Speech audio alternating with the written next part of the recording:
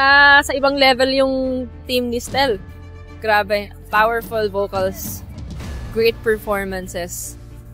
Iba-ibang klase ang pina-feel nila sa akin. Kaya kinakabahan ako kasi ako na yung susunod. But I just want to say congratulations pa din sa mga talents ni Coach Stel. And good luck na rin kay Coach Stel kasi for sure mahihirapan talaga siya.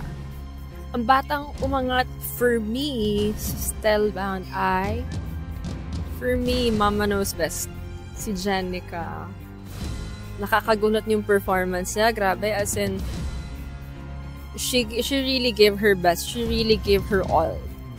At saka hindi lang basta boses yung ipinarinig niya sa amin. Napakaganda ng binigyan niyang performance, talagang performance level, parang pang concert.